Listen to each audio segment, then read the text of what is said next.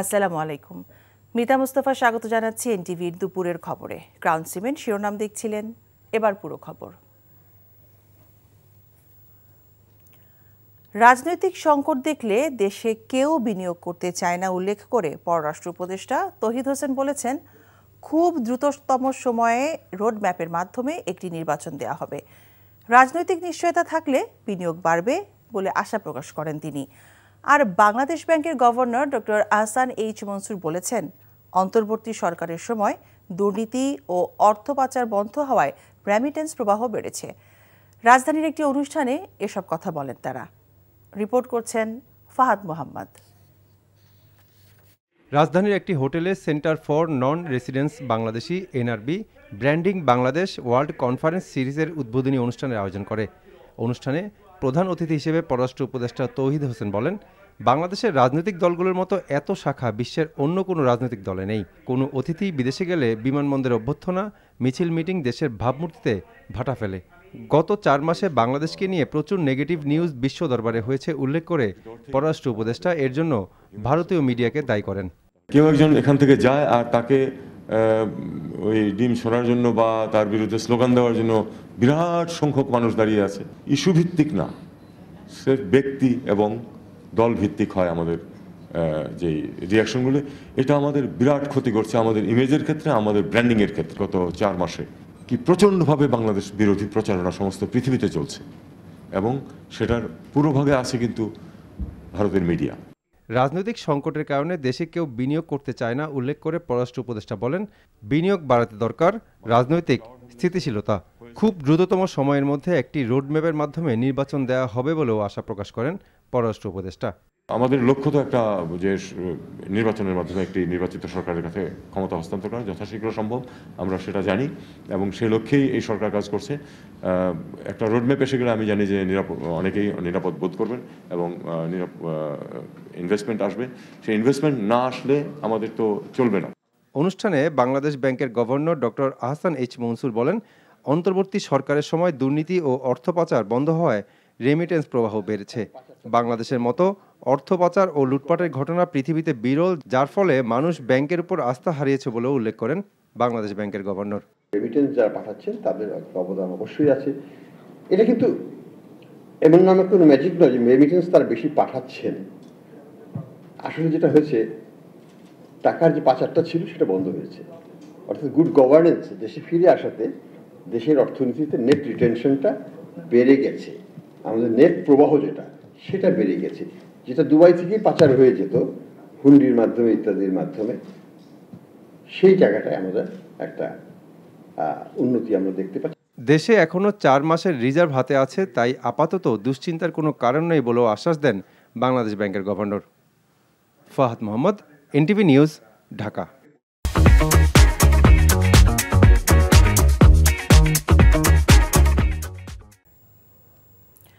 Fascist সরকারের পতনের পর অনেকেই ঐক্যে ফাটল ধরানোর চেষ্টা করছে। তাদের এই চেষ্টা সফল হবে না। সকালে আমার বাংলাদেশ পার্টির জাতীয় কাউন্সিলে এসব কথা জানান বিএনপি মহাসচিব মির্জা ফখরুল ইসলাম আলমগীর। বলেন, দেশের সংকট দূর করতে এখন প্রয়োজন নির্বাচন। নতুন বাংলাদেশে কোনো বিভেদ নেই জানিয়ে বিএনপি মহাসচিব সবাইকে ঐক্যবদ্ধ হয়ে গণতান্ত্রিক ব্যবস্থা নিশ্চিত করারও আহ্বান জানান। বিস্তারিত ইফতেখার রেজার রিপোর্টে। রাজধানীর সোহরাওয়ার্দী উদ্যানে আমার বাংলাদেশ পার্টির প্রথম জাতীয় কাউন্সিল। জাতীয় কাউন্সিলে প্রধান অতিথির বক্তব্যে বিএনপি মহাসচিব বলেন, ফ্যাসিস্ট বিরোধী আন্দোলনের ঐক্যে কেউ কেউ ফাটল ধরানোর চেষ্টা করছে। এখানে আমাদের কোনো বিভেদ নেই, কিন্তু দুর্ভাগ্যক্রমে আমাদের দেশের কিছু মানুষ তারা আজকে বিভিন্নভাবে এই ঐক্যে তারা কিছু ফাটল ধরানোর চেষ্টা করছেন। আমি জানি সেই চেষ্টা সফল হবে না। আমরা অবশ্যই সম্মিলিতভাবে ঐক্যবদ্ধভাবে আমাদের যে লক্ষ্য, সেই লক্ষ্যে আমরা পৌঁছতে সক্ষম বলে আমি বিশ্বাস করি। তিনি আরও বলেন, বিএনপি সংস্কারের পাশাপাশি নির্বাচন চাই। নির্বাচনের মাধ্যমেই বাড়বে শক্তি, দূর হবে সংকট। কিছু কিছু মানুষ আছেন যারা একটু ভুল বোঝানোর চেষ্টা করেন যে আমরা সংস্কার আগে নির্বাচন চাই বা নির্বাচনের যে অস্থির হয়ে গেছে। বিষয়টা কিন্তু সেটা না। নির্বাচনটা কেন দ্রুত চাই? এই কারণে দ্রুত চাই যে নির্বাচনটা হলে আমাদের যে শক্তি, সেই শক্তি আরো বাড়বে, আর যে সংকটগুলো সৃষ্টি হয়েছে সেই সংকটগুলো দূর হয়ে যাবে। কাউন্সিলে অংশ নেন জুলাই আগস্ট আন্দোলনে অংশ নেওয়া বিভিন্ন দলের শীর্ষ নেতারাও। এ সময় অন্তর্বর্তী সরকারের বিভিন্ন কর্মকাণ্ডের সমালোচনা করে নতুন বাংলাদেশ বিনির্মাণে দ্রুত নির্বাচনের দাবি জানান তারা। আমরা সংস্কার চাই, কিন্তু একই সাথে নির্বাচন চাই। আমরা যত তাড়াতাড়ি সম্ভব, যত যোগ্যতার সাথে সম্ভব সংস্কার করে নির্বাচন চাই, না হলে দেশ আরো বড় একটা সংকটের মধ্যে পড়তে পারে। আওয়ামী লীগের এমপিরা যারা গণহত্যার মাস্টারমাইন্ড, তারা জামিন পাচ্ছে, তাহলে এই অন্তর্বর্তীকালীন সরকার কিসের রাষ্ট্র সংস্কার করতে চায়? রাজনৈতিক সিদ্ধান্ত ভুল হলে অনেক সম্ভাবনার মৃত্যু হবে বলে সাবধান করেন সম্মেলনের বক্তারা। Iftekhar Reza, NTV news, Dhaka.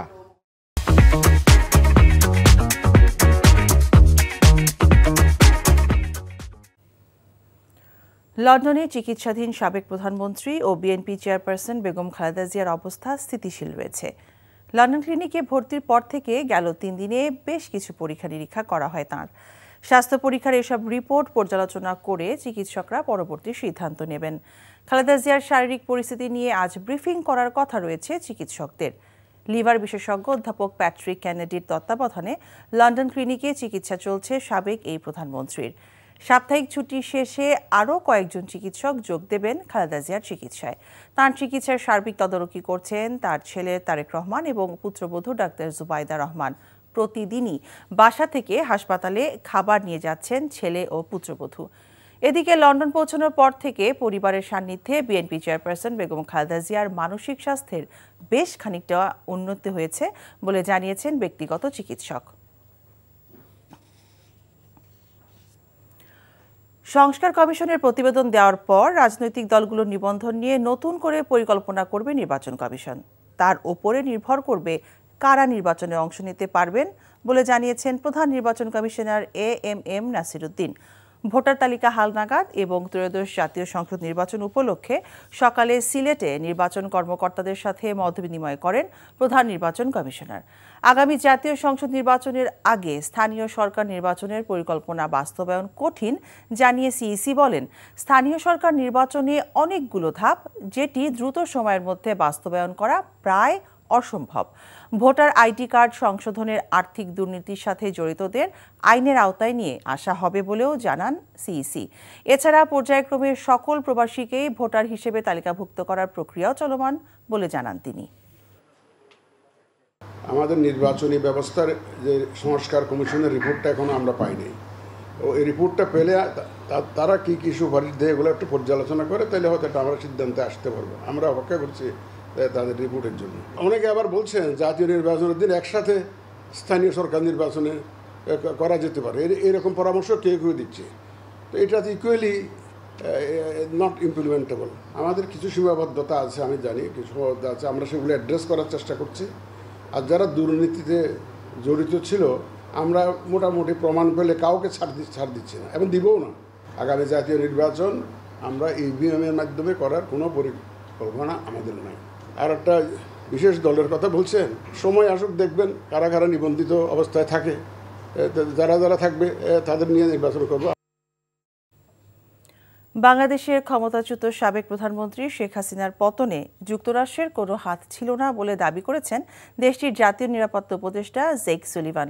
এছাড়া অন্যান্য ঘটনা প্রবাহেও যুক্তরাষ্ট্রের সংশ্লিষ্টতা ছিল না বলে দাবি সুলিভানের। সম্প্রতি ভারতীয় সংবাদ মাধ্যম দ্য হিন্দুকে সাক্ষাৎকার দেন জেক সুলিভান।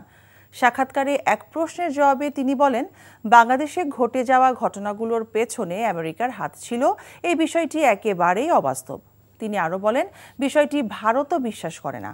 এর আগে গত ডিসেম্বরের শেষ দিকে টেলিফোনে আলাপে বাংলাদেশের আগামী জাতীয় নির্বাচন কখন হতে পারে সে বিষয়টি সুনির্দিষ্ট করে বলায় অন্তর্বর্তী সরকারের প্রধান উপদেষ্টা ডক্টর মোহাম্মদ ইউনূসকে অভিনন্দন জানান তিনি। এদিকে যুক্তরাষ্ট্র বাংলাদেশকে সব ধরনের সহায়তা করতে প্রস্তুত বলে জানিয়েছেন ভারতে নিযুক্ত মার্কিন রাষ্ট্রদূত এরিক গারসেটি। বাংলাদেশের নতুন প্রতিনিধিদের সাথে আমেরিকা যোগাযোগ রাখছে বলেও জানিয়েছেন তিনি। আমেরিকান এই রাষ্ট্রদূত বলেন, যুক্তরাষ্ট্র স্থিতিশীল, সমৃদ্ধ, সহিষ্ণু বাংলাদেশ চায়। এই বিষয়ে ভারত আমেরিকা উভয়েরই স্বার্থ জড়িয়ে আছে। ইউনিয়ন পরিষদ থেকে সিটি কর্পোরেশন যুক্ত হওয়ার 8 বছর পেরিয়েছে, কিন্তু উন্নয়ন ও নাগরিক সেবার মান ইউনিয়নেরও নিচু পর্যায়ে। রাজধানীর উত্তরখান এলাকার বাসিন্দাদের ভোগান্তির সান্ত্বনা, মেয়র আর কাউন্সিলরদের আশ্বাস, কিন্তু নাগরিক যন্ত্রণার মুক্তি নেই। লাখো মানুষ জীবনের ঝুঁকি নিয়ে নাগরিক সেবার অসন্তোষ নিয়ে পার করছেন ৮ বছর। উন্নয়ন বঞ্চিত মানুষ কবে মুক্তি পাবে নাগরিক নরক যন্ত্রণা থেকে? রাজধানীর মুগদা, উত্তরখান ও দক্ষিণখানের সড়কের বেহাল দশা নিয়ে নাজিবুর রহমানের ৩ পর্বের ধারাবাহিকের দ্বিতীয় পর্ব আজ।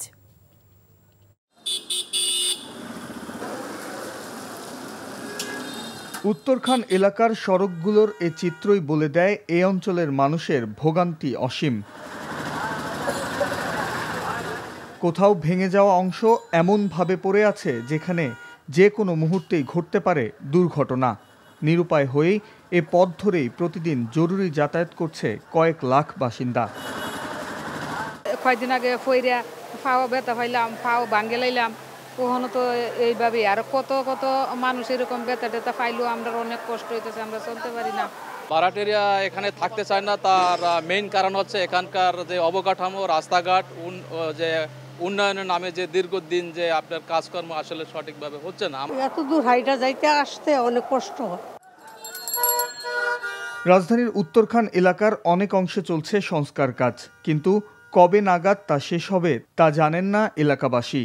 বর্ষা মৌসুম ছাড়াও এসব এলাকায় পানি জমে থাকে প্রতিনিয়ত, এতে ক্ষুব্ধ এলাকার মানুষ। 2016 সালের মাঝামাঝিতে সাতারকুল, ভাটারা, উত্তরখান, দক্ষিণখান সহ 18টি গ্রামকে ইউনিয়ন পরিষদ থেকে নাগরিক সেবা বাড়াতে ঢাকার 2 সিটি কর্পোরেশনে যুক্ত করে সরকার। তবে নাগরিক সেবার সেই দরজাটি বন্ধ এই অঞ্চলের মানুষের জন্য। চলাচলের জন্য যে রাস্তা তাদের প্রয়োজন, সেই রাস্তার অবকাঠামোই নির্মাণ করতে পারেনি ঢাকার কোনো সিটি কর্পোরেশন।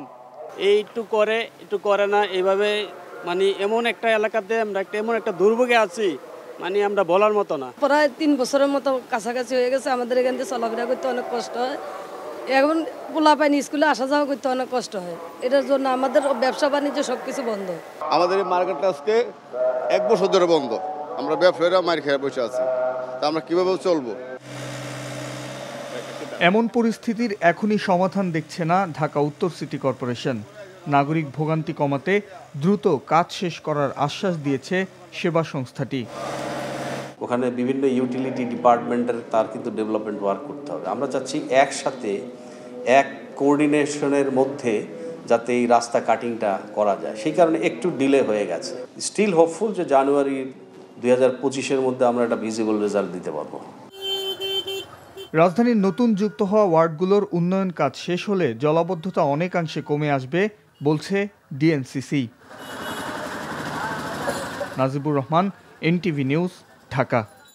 মুন্সিগঞ্জের শ্রীনগর থানা থেকে এজাহারভুক্ত আসামি যুবদল নেতা তরিকুল ইসলামকে ছিনিয়ে নেওয়ার প্রতিবাদে ঢাকা মাওয়া মহাসড়কে অবস্থান নিয়ে ব্লকেট কর্মসূচি পালন করেছে বৈষম্যবিরোধী ছাত্র আন্দোলনের নেতাকর্মীরা। দুপুর 12টার দিকে দক্ষিণ কেরানীগঞ্জের ধলেশ্বরী টোল প্লাজা সংলগ্ন এলাকায় মহাসড়কে বৈষম্যবিরোধী ছাত্র আন্দোলনের নেতাকর্মীরা অবস্থান নেয়। এ সময় তারা ওই ঘটনায় জড়িতদের দ্রুত বিচারের দাবিতে স্লোগান দিতে থাকে। বন্ধ হয়ে যায় মহাসড়কে যান চলাচল, তবে জরুরি সেবা এবং অ্যাম্বুলেন্স চলাচল করতে দেওয়া হয়। মহাসড়ক থেকে শিক্ষার্থীদের সরে যেতে পুলিশ অনুরোধ করার পরও কর্মসূচি অব্যাহত রাখে শিক্ষার্থীরা। পরে জেলার অতিরিক্ত পুলিশ সুপার আ.ন.ম ইমরান আসামিকে দ্রুত গ্রেফতারের আশ্বাস দিলে দুপুর 1টার দিকে কর্মসূচি প্রত্যাহার করা হয়। শ্রীনগরে গ্রেফতারের পর ফৌজদারি মামলার এজাহারভুক্ত আসামি যুবদল নেতা তরিকুলকে শুক্রবার রাতে থানা থেকে ছিনিয়ে নেয় বিএনপি নেতাকর্মীরা। পদ্মা সেতু এবং এশিয়ান হাইওয়ের ওপর নড়াইলের কালনাঘাটে দেশের প্রথম দৃষ্টিনন্দন 6 লেনের মধুমতি সেতু চালু হওয়ার পরই দেশের দক্ষিণ পশ্চিমাঞ্চলের কোটি মানুষের যোগাযোগ ব্যবস্থা অনেকটা সহজ হয়েছে। বদলে গেছে এই জনপদের আর্থসামাজিক অবস্থা। তবে ভাঙা যশোর বেনাপোল সড়ক 4 লেনে উন্নীত না হওয়া পর্যন্ত সেতু দুটির পুরোপুরি সুফল পাচ্ছে না দক্ষিণ অঞ্চলের 10 জেলার কোটি মানুষ। গাড়ির চাপ বেড়ে যাওয়ায় বিভিন্ন স্থানে যানজট সৃষ্টি হচ্ছে, এতে সময় ও জ্বালানি তেলের অপচয় হচ্ছে, প্রায় ঘটছে সড়ক দুর্ঘটনা। নড়াইল থেকে এম মুনির চৌধুরীর পাঠানো রিপোর্ট। পদ্মা সেতু এবং মধুমতি সেতু দুটি উদ্বোধনের পরপরই দক্ষিণ পশ্চিমাঞ্চলের কোটি মানুষের জীবনযাত্রা এসেছে আমূল পরিবর্তন। সেতু দুটি চালু হওয়ার পরে দক্ষিণ পশ্চিমাঞ্চলের বিভিন্ন জেলার সাথে ঢাকার দূরত্ব কমেছে 100 থেকে 150 কিলোমিটার পর্যন্ত। বেনাপোল স্থলবন্দর থেকে মধুমতি ও পদ্মা সেতু পার হয়ে রাজধানী ঢাকা যেতে পারছেন এই অঞ্চলের মানুষ। তবে সরু সড়কের জন্য বেনাপোল থেকে যশোর নড়াইল হয়ে ভাঙা যেতে ভোগান্তি রয়ে গেছে। ফলে পদ্মা ও মধুমতি সেতুর কাঙ্ক্ষিত সুফল থেকে বঞ্চিত হচ্ছেন 10 জেলার কোটি মানুষ। সেতু দুটি চালু হওয়ার ফলে এ সড়কে গাড়ির চাপ বেড়ে গেছে কয়েক গুণ। বেশ কয়েকটি স্থানে অতিরিক্ত গাড়ির চাপে রাস্তায় ভাঙনের সৃষ্টি হয়েছে। প্রতিনিয়ত ঘটছে সড়ক দুর্ঘটনা। প্রতিনিয়ত গাড়ি অ্যাক্সিডেন্ট হচ্ছে, মানুষ মরতেছে। এই রাস্তা আমাদের খুব তাড়াতাড়ি করে রাস্তাটা আরো প্রশস্ত করা দরকার, যাতে করে মানুষের একটু স্বস্তি হয়। সড়কের বেশি খারাপ অবস্থা নড়াইলের মধুমতি সেতু থেকে যশোর পর্যন্ত 56 কিলোমিটার অংশ। ফলে ট্রাফিক নিয়ন্ত্রণে হিমশিম খেতে হচ্ছে ট্রাফিক পুলিশকে। আগে তো কোনো পরিবহনের গাড়ি চলতো না, মনে করেন 2 বা 3টা পরিবহনের গাড়ি চলতো।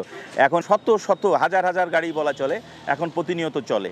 এইগুলো আসলে এই রাস্তা যদি এক্সটেনশন না করা হয়, এগুলো বড় চ্যালেঞ্জ। ভাঙা থেকে বেনাপোল পর্যন্ত 129.5 কিলোমিটার মহাসড়কটি 6 লেনে উন্নীত করার জন্য প্রকল্প নেওয়া হয়েছে। জমি অধিগ্রহণ শেষে দ্রুত সড়কটি 6 লেনে উন্নীত করার কথা বলছেন সড়ক বিভাগের কর্মকর্তারা। এখানে ডোনার হান্টিং চলমান আছে, বিদেশি ফান্ড পাওয়া গেলে, এবং এই কাজটি মূলত আশা করি এটাও একনেক কর্তৃক অনুমোদিত হবে। এটা মূলত এখন প্ল্যানিং কমিশনে মূলত এই ফাইলটি আছে এবং এটার প্রশাসনিক কাজ চলমান রয়েছে। সেতু দুটি চালু হওয়ার আগে এই সড়ক দিয়ে প্রতিদিন 5 থেকে 700 যানবাহন চলাচল করত। এখন সড়কটি দিয়ে প্রতিদিন অন্তত 8000 যানবাহন চলাচল করে। তাই দ্রুত এটি 6 লেনে উন্নীত করার দাবি দক্ষিণ পশ্চিমাঞ্চলবাসীর। NTV news desk.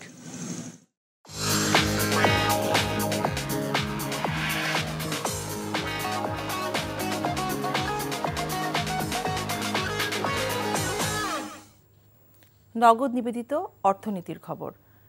অর্থনৈতিক নানা চাপের মধ্যেও হুট করে ভ্যাট ট্যাক্স বৃদ্ধি সরকারের সিদ্ধান্ত ব্যবসা বাণিজ্য এবং দেশের মানুষের জন্য আত্মঘাতী হবে বলে জানিয়েছে Dhaka chamber of commerce and industry DCCI. দুপুরে মতিঝিলে এক সংবাদ সম্মেলনে এই বিষয়ে উদ্বেগ জানায় সংগঠনটি। ডিসিসিআই বলছে, বিভিন্ন ধরনের সংকটের মধ্যে এত বড় সিদ্ধান্ত নেওয়ার ক্ষেত্রে সংশ্লিষ্টদের সাথে আলাপ আলোচনারও প্রয়োজন মনে করেনি সরকার। ভ্যাট ট্যাক্স বৃদ্ধির এই সিদ্ধান্ত মূল্যস্ফীতিকে উস্কে দেবে এবং বিনিয়োগের জন্য নেতিবাচক হবে বলে জানান ডিসিসিআই সভাপতি তাসকিন আহমেদ। করের ক্ষেত্রে সরকারের নীতি এবং করের হার ঘন ঘন পরিবর্তন হচ্ছে জানিয়ে তিনি বলেন, এতে বিনিয়োগকারীদের বিপদে ফেলা হচ্ছে। এছাড়া অতীতের মতো দেশের অর্থনীতিকে রাজনৈতিক স্বার্থে ব্যবহার না করারও আহ্বান জানান ঢাকা চেম্বার।